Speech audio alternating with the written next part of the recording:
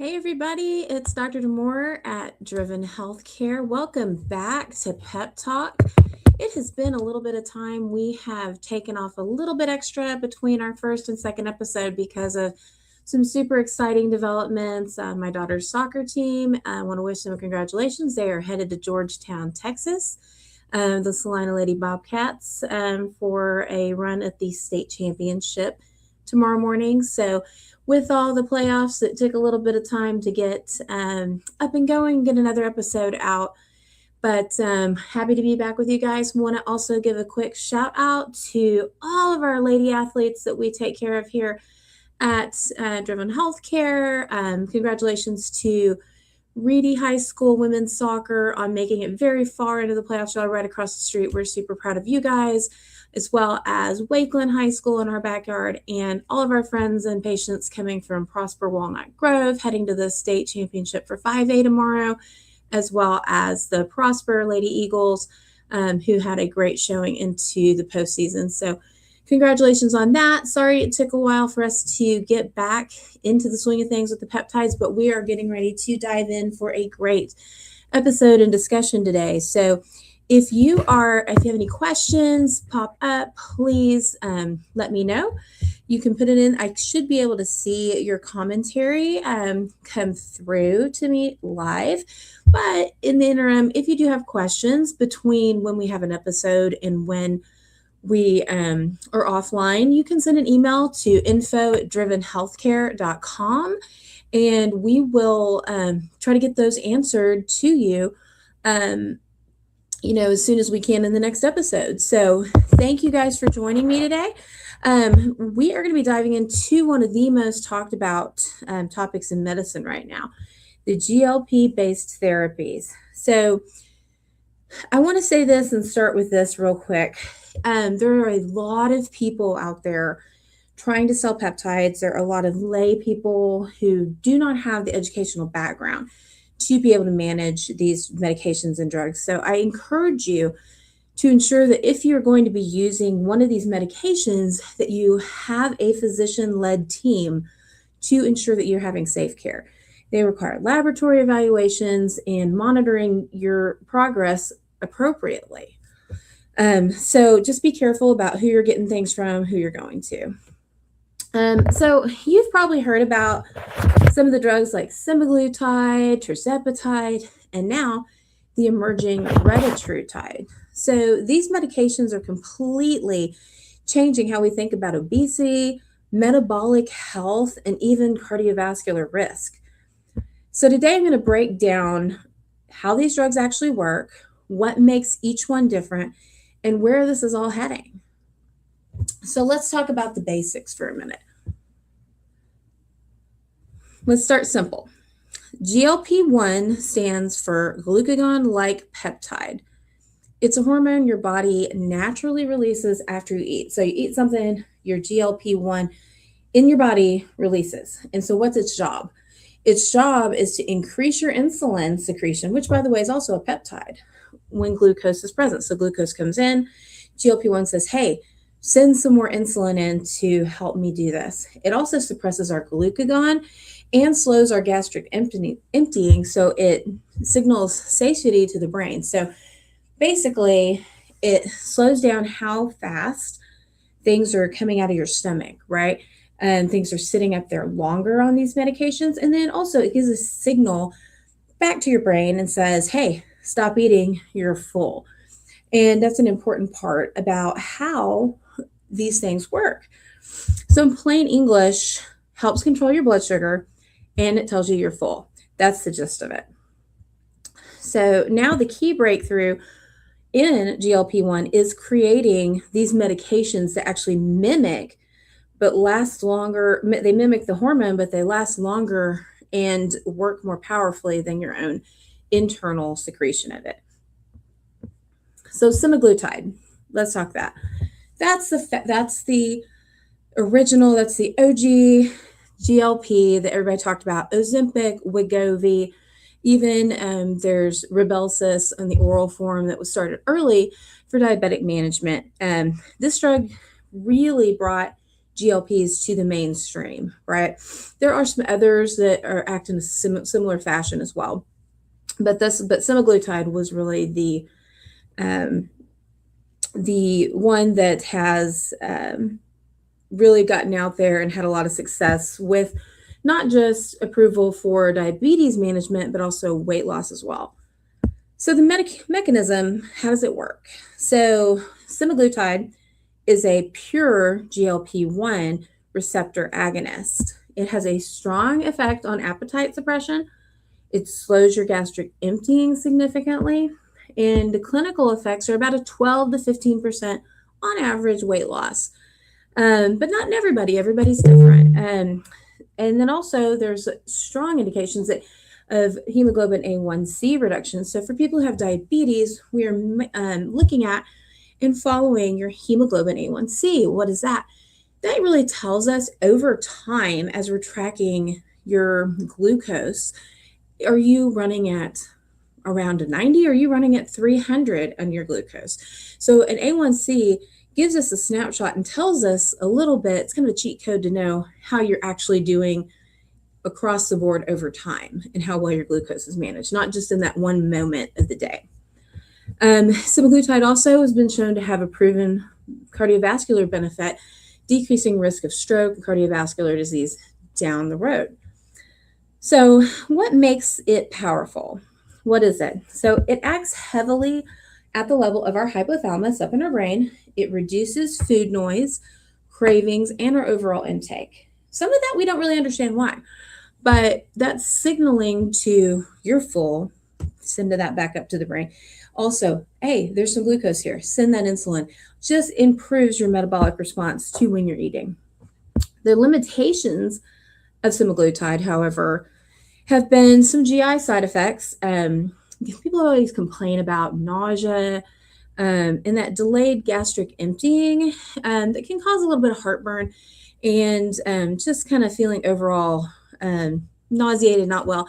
I tend to liken the nausea that comes with it to more of like a morning sickness for the ladies who have had children in the past. You just feel like you just don't have anything on your stomach, a little nauseated, but that does tend to come up a little bit more in the semaglutide crowd. And the other component with semaglutide is we do tend to see a plateau with weight loss over time, again, 12 to 15%, which isn't nothing, right? Like that's a great starting point, but on average, that's the weight loss that you're going to be seeing from it. But definitely great long-term benefits as well. So, but we think about the peptides, we think about the GLPs, think of semaglutide as the first major step, very effective, but still a very single pathway. So what was next? Tirzepatide. So tirzepatide, this is our Mounjaro or our Zepbound, if you're talking about doing the brand names of this. And if you're getting it from a compound pharmacy or whatnot, the base is tirzepatide. That Mounjaro and Zepbound, I always have people ask me what's the difference. They're really the exact same drug, the exact same dosing schedule. One is approved for diabetes and one is approved for weight loss. That's really it. Same thing with semaglutides, a little bit. With semaglutide, you have Ozempic, which only goes right now to like 2 milligrams in your injections, whereas for weight loss, the Wegovy goes higher to 2.4, and then there's also a high dosing variant that has just been released here recently. So, but with tirzepatide, things are a little bit different. Things get a little bit interesting. And here's why. So here's what the mechanism is. So it's a GLP-1 receptor agonist. Okay, so we got the same benefits as we had with semaglutide. And then it's a glucose-dependent insulinotropic polypeptide agonist. You can say that 3 times fast and I'll give you a prize. But it is otherwise GIP. So you've got a GLP-1 and a GIP in tirzepatide and Mounjaro. So now we're targeting 2 pathways instead of just one. So, why does that additional component matter? How does that affect you when you're deciding to choose between these different medications? So A GIP matters. It enhances your insulin response even more, even further. It probably improves your fat metabolism. We tend to see a better fat metabolism component to it. And we also seem to see that there's a reduced GLP-1 side effect when we have that GIP component to it. It may also improve some energy utilization and your adipocyte signaling, which means in layman's terms, your fat cells respond and signal out as well and help you burn energy a little bit better with the tirzepatide. I really do hear from our patients that they feel better on the tirzepatide, less side effects, and it's more tolerable than the semaglutide. I feel that people do tend to feel a little bit better, and not always. There are always some people on semaglutide who feel amazing and they love it, and that's usually, especially cost analysis wise, if you're cash paying for these drugs, semaglutide tends to be a better option to start. But that tirzepatide, really, people tolerate it extremely well. And they feel a little bit better, don't have as much of the um, don't have as much of those side effects like the nausea or the um, heartburn or things like that. There's still, I would say, a fair amount of issues with, if you don't stay ahead of it, the constipation and things like that. But people really do tolerate the tirzepatide very well. And again, that's the Mounjaros and the Zepbounds um, on the brand names. And there's a lot of really good programs now that have become available direct from Eli Lilly, who is the main manufacturer of these drugs, to where you can cash pay at a relatively reasonable amount, but it's still not cheap to get these. So if your insurance isn't going to cover. Clinical effects of tirzepatide. So weight loss, usually, remember we were 12 to 15% with semaglutide alone. Even better with the tirzepatide, we're hitting about 18 to 22% is the typical weight loss seen when you have the maximum effect of the tirzepatide. Now, those are usually over the course of about a year, not necessarily just you're going to lose 50 pounds in a month. Then we also don't want to do that either because it's not sustainable, but definitely a large weight loss profile.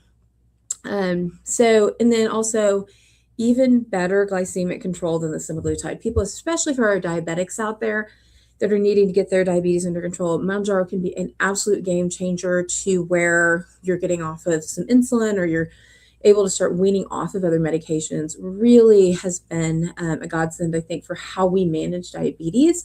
And I think over time, we're going to continue to see the long-term benefits. There are some other components we have to worry about, because we haven't seen these out in action for 20, 30 years, what's the downstream effect. But what we're seeing right now, the benefits far outweigh the risks with these medications, especially in our diabetic population. So key differences, tirzepatide doesn't just suppress your appetite. It changes how your body handles nutrients and fat storage. Okay, huge component to that. So if you compare it to the semaglutide, again, more weight loss, better metabolic flexibility, often tolerable at even higher doses. That's great. Now, retatrutide. I'm going to talk a little bit about retatrutide because there is a ton of information out there on this. There is a lot of excitement around this one. The retatrutide is truly the next generation of the GLPs, and it is a triple agonist. This has, your GLP-1 component, remember we had with our semaglutide. Then it has the GIP, the same as we had with the tirzepatide. So you've got both components coming at you. But this one has a glucagon receptor. And that last one, the glucagon, that's the game changer, right? So we've got a mechanism of the GLP-1, appetite suppression. You're slowing down our stomach emptying. We're saying we're full. We've also got our GIP, which has our insulin and our metabolic efficiency going on. And then we have the glucagon receptor, and that helps increase our energy expenditure. So yes, this is the first one that not only reduces your intake, but may actually increase your calorie burn. So it's actually speeding up your metabolism, which for folks that have been stalled out and have not had the success that they wanted to see sometimes with some of the other medications. This one is potentially a huge game changer. They are in some of the final trials right now for FDA approval for retatrutide. I think it is expected to hopefully be released, I would hope later this year, but probably early next year from a brand perspective.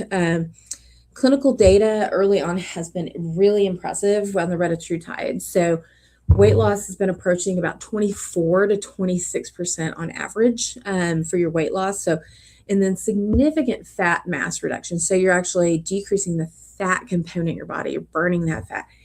And then also, it's also been showing increased resting energy expenditure, which is great. We're burning calories while we're sitting here, right? So that's really a exciting development. So it's not just a eat less. This is a eat less and burn more peptide that is on its way out. That's why there are some people calling this a potential metabolic reset drug. Now, I want to talk to you a little bit about retatrutide and safe use of this. There are a lot of people that are out there selling retatrutide. There are a lot of black or gray market options. There are some opportunities to get in some of the trials. And really, if you are going to be using retatrutide in a research-based mechanism, just know that there is not an FDA approval currently on it. And if you're going to be dosing yourself with this medication, I do not recommend that you go purchase something online and just inject yourself willy-nilly. I mean, you have to have a physician give you some advice as to what it is. Make sure that you are, you obviously may, say, hey, Dr. DeMore, I'm an adult. I can do whatever I want. I can buy this medication, and you can. And you absolutely can. But from a compounding or online store. And so just keep in mind that there could be, you just don't know what the purity level of it is, and you need to be sure that you have a trusted source from it. And then also, you need to know how to do the dosing. You shouldn't just decide to dose yourself and rely upon a Reddit strand or whatnot, or somebody you saw on TikTok telling you how to dose your retatrutide. I want to caution you against listening to, now I know I'm doing a podcast here, but I am a physician, and not only did I went to 4 years of medical school, went to 4 years of residency training, I also have a degree from Southern Methodist University where I also studied biology. So make sure that you're not getting your information on dosing, and especially with any of these medications, whether it's semaglutide, tirzepatide, retatrutide, you need to have a doctor that is going to give you, at least be overseeing your care. Now, I have some physician assistants and nurse practitioners that work with me in my clinic, but we all work together in tandem, and I'm involved in our patient care to ensure that our patients are safe. And I think that's a huge concern and huge issue that everyone needs to be aware of. There is a lot of what I would call grifting going on in the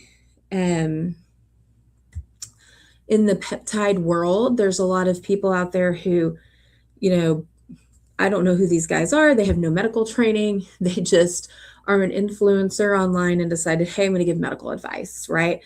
There is a huge gap in education there. There's a huge gap in your safety when you follow these people. So I would highly recommend that you continue to look for, whether it's our clinic or another, but have a physician-led team manage your peptides, especially these GLPs.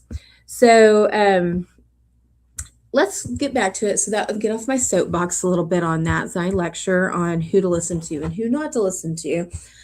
But let's simplify this real quick on a comparison between all of them. A little recap here. So semaglutide, GLP-1 only, appetite suppression, tirzepatide, GLP-1, GIP, appetite suppression and improved metabolism. And then you got retatrutide on the horizon, GLP-1, GIP, and glucagon which goes to appetite suppression, metabolism, and energy expenditure. So each step adds another layer. It controls intake, it improves metabolic signaling, and increases your energy burn. So why does this matter? Why does it matter to any of you? This is bigger than weight loss, truly. I mean, everybody, yes, we all want to be skinny. We all want to get into our best, hot girl summer bodies and be ready to go. But truly what we're seeing that long term, why this matters is that we're seeing reduced cardiovascular events. I'm an emergency physician. So for me, this says we're going to be seeing less, we should be less heart attacks, less strokes in young people, less peripheral vascular disease, so many benefits that'll help with your longevity of life if you are reducing your weight, plus having these additional benefits with these medications. So now that's not to say everyone should be on these, right? This is not meant to be, I always tell our patients, not meant to be prescribed anorexia. It's not what this is, but it definitely can be helpful in making you feel your best, look your best, and get you to where your health goals are, maybe get you off of those long-term medications. So, but we are seeing reduced cardiovascular events, improved insulin resistance. So people with diabetes, or even when they're not quite diabetic, have some resistance to their own insulin. And so it's not as effective for them, but these medications are helping people to respond better to their own insulin as opposed to having exogenous insulin given to them.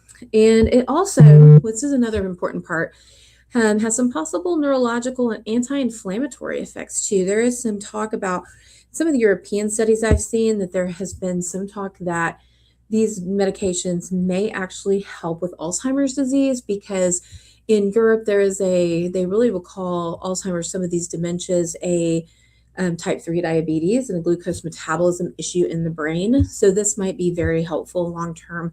Down the road, we'll be looking at that. And the other thing is anti-inflammatory effects. I have a lot of people who have significant inflammation from either arthritis or other things, and just walk around feeling inflamed. They get on a tirzepatide or get on one of these, and they're like, "Man, I feel great. I feel like I've kind of gotten my life back. I just feel extremely well." I had a friend the other day tell me, I saw her, she looked great, clearly lost quite a bit of weight, but also she should just feel good. And I think that's really one of the things that we try to focus on when we're looking at, utilization of these medications. So we are shifting from treating obesity with these as a willpower problem to treating it as a hormonal and metabolic disease. So that's another big shift, right, in our thought process. Like, we're not trying to say like you're fat because you can't control yourself, and and meanwhile you're over here like, man, I try to eat healthy, I try to exercise, but I still can't lose weight. Like there's just I can't do it. And we're starting to see in an obesity medicine, they're starting to treat obesity in a different mindset, that this is more, let's get this hormonal and metabolic disease under control, and more of a chronic disease versus, there's something wrong with you, and that you're doing something wrong, causing yourself to not be able to lose that weight. Anybody who's struggled with losing weight truly over time will tell you that sometimes it has been previously, up until these medications, a struggle for people, that they can't get to a place, no matter what they do, they're like, I can't lose weight. And they're very frustrated. So these have offered a whole new world, and excited to see what's coming next. But as exciting as these are, a few practical points. Again, I'm going to go back a little bit on my soapbox, but these are powerful biological modifiers. They're not casual medications. This is not a medication to just buy. It's not a over-the-counter Tums or Tylenol. It is a medication that is powerful. It can make huge effects on your body and how your body responds. If you overdose yourself, you can end up in the emergency room with hypoglycemia and feeling absolutely terrible, having gut problems. So they're not without risk using them. They are medications that absolutely need to be managed by a physician, and carefully so, to make sure it's appropriate for you as well. So dosing, titration, and side effect management completely matter in this. They matter, they matter. I see a lot, I'm on a lot of the mom groups on Facebook, and I see people posting anonymously, where can I get it? Oh, and some people like, I'm getting it from so and so over, over here. And you're like, I don't even know who these people are, if they have any kind of credentials to be getting folks to this. You shouldn't be getting it from somebody who just learned about it last week. So be cautious, be careful. I encourage you to look into, especially if your weight management or your diabetes are things that you're struggling with, but be careful of who you're receiving your information from, and ask your doctor, or we'd be happy to see you here about what's the best steps for you. So the other components are, we'll also be, wanting to have somebody monitoring your muscle loss versus fat loss. You need to be sure you're not starving your body to death where your muscle breakdown is what you're losing. You're not really losing the fat components, that we're having good nutrition. And we will be having a nutritionist on the podcast here in the future. Excuse me. But nutrition and resistance training are absolutely critical in maintaining your muscle structure and ensuring you have a good outcome with these. And then also, I want to say, not every patient responds the same way to any of these medications. Everybody's different. Everybody has different levels of how much weight they lose, how fast they lose it. I have a lot of people who come in as couples, and the husband's lost like huge amounts of weight, and they're down 20 pounds and looking fantastic, and the wife's like, man, here I am, I've lost 5 pounds. And so really we have to look at everybody as an individual, get everybody to the optimal program that's right for them. And everybody's hormones are different, everybody's metabolic makeup is different. So definitely make sure that, again, you're following with somebody who's actually going to follow you, actually going to manage these things. So in closing, so where are we heading? So we're moving towards personalized metabolic therapy. That's essentially where these drugs are going. Combining hormone targeting and possibly even oral and long-acting versions of these medications are going to be game changers as well. We'll have a combined discussion about hormones in the future in a further episode. I don't know if it'll be in the next episode, but we will definitely be talking about how our hormones interact with these also. If semaglutide opened the door, tirzepatide accelerated it, retatrutide may completely redefine it. So we'll keep a watch out for that. Thanks for joining us today. I hope you'll join us again next week. Again, if you have questions, you want to know anything else about GLPs or weight loss management program here at Driven Healthcare, you can visit us at www.drivenhealthcare.com. And if you have questions that you want to add on to our next podcast or topics you want to talk about, please go ahead and email us at info@drivenhealthcare.com. I'm Dr. Carrie Demore, and this has been Pep Talk.